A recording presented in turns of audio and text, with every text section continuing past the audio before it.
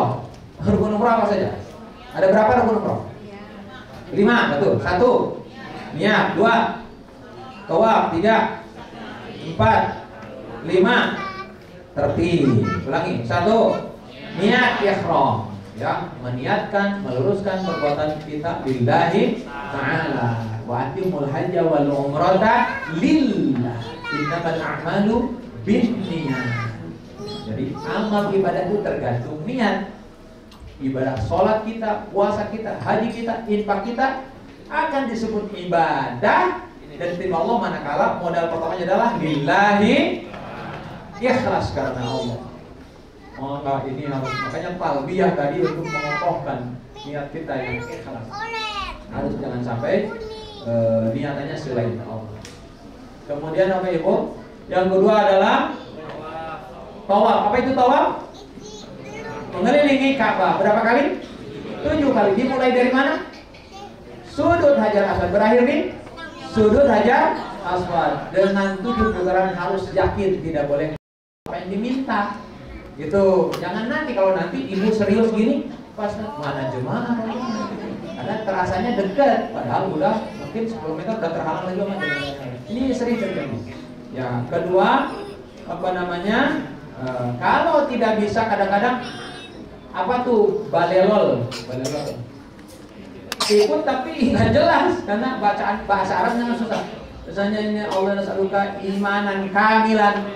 Allah nas'aluka imanan kamilan, kaliman, kamilan, kalamin. Udah mendingan itu aja. Apa ikutin. Kalau susah amin aja. Amin. Amin kan. Amin. Ya. Baik. Jadi tidak harus kecil hati dengan buku. Tapi yang nggak boleh itu bukunya dipegang, dianya diam. Ketika dia tanya, Bapak, Ibu tadi baca doa, baca Ustaz. Gimana bacanya? Ya Allah kabulkan aku yang ada di buku ini. Nggak boleh. Baik Bapak Ibu. Ya, selanjutnya apa Ibu? Tawaf. Kemudian sa'i. Apa itu sa'i? Berjalan di mana? Berapa kali? 7 kali. Dimulai dari Sofa, berakhir di Marwah dengan yakin. Itu namanya sa'i. Kemudian tahallul. Apa itu tahallul? Tahallul adalah menggunting rambut sebagai tanda halalnya hal-hal yang diharamkan ketika berihram umroh. Itu tahallul. Kemudian tertib, berurusan melaksanakan. Inilah yang yang termasuk rukun yang harus benar-benar dijaga. Caranya harus tahu, cara melakukannya harus tahu, harus benar. Kalau tidak, maka umrohnya tidak sah. Nauzubillahi min dzalik. Bapak Ibu, selanjutnya ada yang wajib dalam beribadah umroh. Apa yang wajib tadi? Berniat, memulai niat dari miqat. Miqat kita di Bir Ali. Bir Ali itu adalah dari hotel kita ke Bir Ali sekitar setengah jam perjalanan. Nanti ada masjid Bir Ali. Bir Ali disebut Bir Ali karena Sayyidina Ali dulu sering membuat sumur. Birun artinya sumur. Jadi Bir Ali adalah sumur Sayyidina Ali. Makanya di situ terkenal namanya Bir Ali. Padahal namanya kampungnya ada Zulhulaifah. Jadi lembah yang dipakai Nabi dulu bermikot saat Nabi melaksanakan ibadah haji. Berangkatnya dari Madinah. Bapak Ibu yang dirahmati Allah SWT, maka memulai niat dari Bir Ali hukumnya wajib. Kalau lupa tetap sah umrahnya, tapi harus bayar dam ya, atau kembali ke mikot. Kemudian sesudah niat maka harus menjaga larangan-larangan ihram. Larangan ihram pertama, bagi laki-laki tidak boleh berpakaian yang berjahit yang membentuk ketubuh. Ya, hanya 2 helai kain ihram dan tidak ditambah-tambah dengan celana-celana yang diikat-ikat. Tidak boleh. Ya, jadi cukup 2 helai kain ihram. Kemudian tidak boleh menutup kepala yang menempel di kepala. Tidak boleh menutup kaki yang menutupi tumit dan mata kaki terbuka belakang. Untuk ibu-ibu tidak bercadar dan tidak bersarung tangan. Adapun masker itu tidak termasuk cadar. Apalagi sekarang kan memang diharuskan. Ya, walaupun di sana sudah tidak ketat lagi untuk pakai masker. Ya, tidak ada keharusan. Yang pakai yang enggak dilarang. Kemudian Bapak Ibu, untuk semuanya tidak lagi berwangi-wangian. Ya, tidak termasuk sabun wangi, odol wangi, yang wangi. Kalau yang tidak wangi kayak minyak angin, yang begitu-gituan, obat-obat itu tidak termasuk wewangian. Kemudian tidak boleh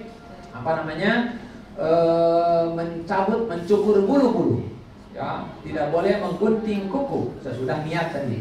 Tidak boleh mengganggu, merusak pepohonan. Tidak boleh membunuh binatang buruan. Fala rafata wala fusuqa wala jidal, tidak boleh berkata kotor. Kata-kata yang menjurus pada hubungan suami istri yang jorok. Tidak boleh berbuat fasik, berbuat dosa maksiat. Tidak boleh jidal, berantem, adu mulut, debat dan sebagainya. Ya, harus sabar. Dan tidak boleh berhubungan suami istri. Tidak boleh menikah, menjadi saksi nikah dan menikahkan. Itulah wajib kita menjaga larangan-larangan ihram selama dalam berihram umroh sampai tahallul. Ya, sesudah sahih.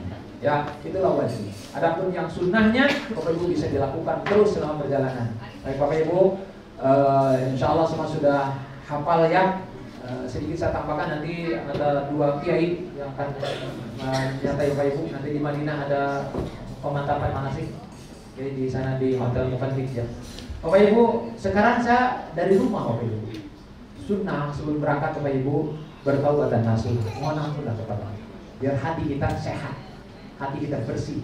Ya, mohon ampun sebelum berangkat. Nanti malam bisa Bapak Ibu salat taubat, mohon ampun, mohon disampaikan Allah, mohon diterima Allah. Ya, kan ada yang ditolak. Ketika bilang labbaik Allahumma labbaik, la labbaik wa la sa'dik. Kau tidak datang kepadaku dan tidak ku terima kehadiranmu. Alhamdulillah. Ya. Kemudian sebelum berangkat, Bapak Ibu sholat sunnah safar 2 rakaat. Ya, sesudah sholat sunnah doa, ya Allah, hari ini saya berangkat ke tanah suci-Mu, lancarkan perjalananku, sampaikan di tanah suci-Mu, berikan kemudahan untuk beribadah kepadamu, kembalikan aku ke rumahku ini dalam keadaan sehat walafiat, bertemu dengan keluarga, anak, cucu dalam keadaan sehat walafiat, dengan membawa ibadah umrah yang makbulah dan mabrur. Begitu. Keluar rumah jangan lupa baca doa Bismillahi tawakkaltu 'ala Allah la haula wala quwata illa billah. Bacaan ini adalah bacaan jaminan kita untuk mendapat perlindungan Allah. Ketika Bapak Ibu membaca itu lalu diseru hudita wa kufita wa wuqita. Engkau diberi petunjuk, engkau dicukupi dan engkau dilindungi. Lalu para setan-setan semuanya bubar. Setan yang lain berkata kepada setan yang lainnya, bagaimana kita bisa menyesatkan orang yang sudah diberi petunjuk, dicukupi dan dilindungi. Jadi ini cukup hebat ucapan bismillah. Sama-sama. Bismillahi tawakkaltu 'ala Allah la haula wala quwata illa billah.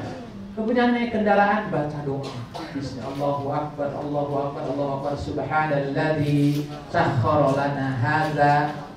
2 orang, 3 orang, seorang. Wa ma kunna lahu muqrinina wa inna ila rabbina lamunqalibun. Allahumma inna nas'aluka fi safarina hadzal birra wat taqwa wa minal amali ma tarda. Allahumma hawwin alaina safarana hada wa bi'ana buda. Allahumma antas sahibu fis safari wal khalifatu fil ahl. Allahumma inni a'udzu bika min wa'tha'is safari wa ka'abatil mandari wa su'il munqalabi fil mali wal ahli wal walad. Hafal Bapak Ibu? Alhamdulillah belum. Baca saja. Sepanjang perjalanan zikir. Sampai di bandara tadi jangan lupa sholat langsung zuhur jamaah qashar dengan asar jamaah qashar takdim, 2-2 jadinya. Selesai kumpul mengambil apa tuh? Atribut, paspor dan boarding pass. Lalu turun ke bawah, kemudian siap berangkat. Selama nunggu jangan lupa banyak-banyak berzikir kepada Allah. Lalu naik pesawat. Di pesawat duduk lalu baca doa. Sepanjang perjalanan kalau tidak tidur zikir. Mulai bertadarus Al-Qur'an tuh. Sehingga sepanjang perjalanan 9 jam bisa saja 1 jam dipakai baca Quran. Kan beruntung daripada pakai nonton film. Sebab di monitor tuh ada beberapa film sehingga menjadi rusak hati kita. Bahkan kasihan tuh ustadz yang di belakang ikut penasaran film apa. Sampai di Madinah, sampai turun jangan lupa bersyukur kepada Allah. Lalu naik ke bis, turun lalu ngambil bagasi. Bapak Ibu, saya sebagai masukan saja, bagasi besar memang sudah diatur, langsung diserahkan sekarang. Dan kalau yang tertinggal bisa diserahkan besok. Nah, kemudian bagasi kecil, tas troli kecil juga Bapak Ibu biasanya besok diminta untuk dibagasikan. Kenapa? Pesawat kita Travel 7, cabinnya nggak terlalu besar. Kalau semua tas itu masuk dibawa ke atas nggak cukup, sehingga kadang di sweeping tuh. Ketika kita di ruang tunggu ditanyain kan, ini punya siapa ini? Diambil, dibagasikan oleh para petugas dari Garuda. Ya, tapi kalau sudah dari atas sudah kita siapkan. Jadi ya besok misalnya ini juga dibagasikan aja. Kan enak dibagasikan, Bapak Ibu tinggal bawa tas-tas tentengan aja. Mungkin ada obat yang khusus, mungkin ada obat angin, ada buat makan, mungkin beruang roti, takutnya cocok makanan di pesawat, bisa aja. Ya, itu dipisahin. Tidak boleh masukin power bank itu. Power bank nggak boleh masuk ke bagasi. Ya, kalau mau dimasukin ke bagasi diambil power banknya. Gitu loh Pak. Jadi boleh, misalnya ibu berlima, sudah 4 masukin, 1 aja nih buat kita rame-rame. Nah, boleh kan, lebih praktis begitu. Nanti di sana ketika sampai di bandara, keluar dari bandara, lihat tas-tas kecilnya dibawa sendiri. Kenapa? Tas kecil itu kan ada baju ganti 1 paling tidak. Supaya ketika tas besar kita belum masuk ke kamar kita ada cadangan baju. Sehingga kalau mau langsung ke masjid ada baju ganti gitu. Jadi tidak terlalu panik. Itu pentingnya Pak. Jadi sampai di Madinah, sampai itu turun, perhatikan tas-tas kecil kita. Lalu dibawa ke bis masing-masing. Nanti turun dari bis mau masuk ke hotel, bawa. Masuk ke kamar masing-masing. Adapun tas besar diurus sama panitia, dihantar sampai ke hotel. Mungkin kalau tidak ke kamar sampai di pintu, di lantai per lantai itu sudah ada lift yang ada di perlantai Munakarim biasanya seperti itu. Insya Allah. Baik Bapak Ibu. Nah ini hari pertama Bapak Ibu, ini yang harus diperhatikan, ini penting. Hari pertama sampai di sana, misalnya sampai jam berapa tadi? Jam 21 ya, jam 10. Bisa sampai di kamar mungkin jam 11, jam 12. Karena kan urusan di bandara bisa 3 jam. Nah itu. Nanti Bapak Ibu sampai di sana, sampai di hotel, Bapak Ibu sudah masuk istirahat segera. Jam 3 untuk ibu-ibu nih. Jam 3 pagi sudah harus kumpul di lobi untuk ke Raudhah. Ibu-ibu. Ya, yang lalu begitu. Jam 3 pagi. Ya, capek. Bismillah. Cita-cita kan ingin ke Raudhah. Bahkan orang udah baru sampai, Ustaz kapan ke Raudhah? Ada yang begitu. Gak ngurus capek, gak ngurusnya, tapi bayangan sudah bisa sujud di tempat sujudnya Nabi, di tempat sujudnya para sahabat Nabi untuk bawa doa-doa yang penting yang akan disampaikan kepada Allah. Udah cita-cita. Maka dari jam 3 gak ada masalah, nunggu sambil bersolawat, ya Allah sampaikan aku ke Raudhah. Habis subuh, baru tuh masuk mendekati Raudhah. Karena harus jam 3, kalau sesudah subuh kita nggak kebagian masuk. Paling buat ziarah doang ke masjid. Tapi kalau jam 3 insya Allah dijamin karena kita sudah paling depan, bisa langsung nomor 1 masuk tuh ke Raudhah. Sampai di Raudhah, nikmat sujudnya nikmat. Ya Allah nggak nyangka aku yang banyak dosa kau sampaikan di tempat sujudnya Nabi. Ingat tuh Bapak Ibu terbayang, ibu yang berjuang. Ya Allah berkat ibuku aku bisa kesini. Ibuku belum pernah kesini, tapi saya anaknya kesini. Ya Allah, ibuku bin anu, semoga Engkau rahmati, ampuni dosanya, luaskan kuburnya, terangi kuburnya. Berkat yang belum, yang masih ada, jadikan ibu yang dirahmati, wafatkan husnul khotimah. Kebayang anak-anak yang ditinggal, doakan ya Allah semoga anakku bisa kesini, supaya soleh, lembutkan hatinya, baguskan akhlaknya. Doa buat suami, buat keluarga, buat mertua, buat saudara, semua ditumpahkannya. Lalu mohon ampun dari semua dosa dan kesalahan. Nikmat rasanya. Kenapa? Jadi cita-cita nggak nyangka disampaikan Allah. Ya. Kemudian, nah untuk bapak-bapak itu jam 3 sore sebelum asar. Sebelum asar bapak-bapak kumpul di lobi. Kemudian nanti sama-sama sholat asar mendekati pintu yang mau masuk ke Raudhah. Selesai asar langsung lari tuh menuju ke antrian Raudhah. Enera lari. Tasnya sudah dipegang oleh pengurus di sana. Dikasih tasnya, nenteknya dipakai, nanti enera masuk, langsung masuk ke Raudhah. Kalau sudah masuk ke Raudhah enak kok, bisa 20 menit dan tidak begitu padat, nggak kayak dulu. Kita bisa sangat leluasa. Nah, kemudian keluar nanti langsung belok ke kiri untuk ziarah ke makam Rasul, Abu Bakar dan Sayyidina Umar. Gitu. Itu program pertama. Besok hari apa Ustaz? Hari Sabtu. Berarti hari Ahad, Pak. Program hari Seninnya berarti ziarah Madinah. Hari Selasa berarti siap-siap berangkat umroh. Baik, nanti silakan nanti mau ngasih ya. Dari sini silakan, ada 2 kiai ini. Dari umroh tuh bagaimana nanti jam 10 kita harus mandi ihram semuanya Ustaz. Persiapan berangkat menuju ke Saudi Arabia. Sampai nanti berangkatnya Ustaz, tawaf, sa'i, tahallul sampai ziarah di Madinah. Insyaallah saya sampai di sini Bapak Ibu. Semoga ini menjadi bekal ke tanah suci. Terakhir tadi akhlaknya harus bagus. Bekal akhlak. Bisa rusak ibadah kalau akhlak kita rusak. Ya, ucapan kita rusak. Ya, teman kita di kamar, subhanallah, kadang-kadang kalau kamar mandi jorok. Udah gitu cerewet, ngatur-ngatur. Kalau diajak ke masjid lelet.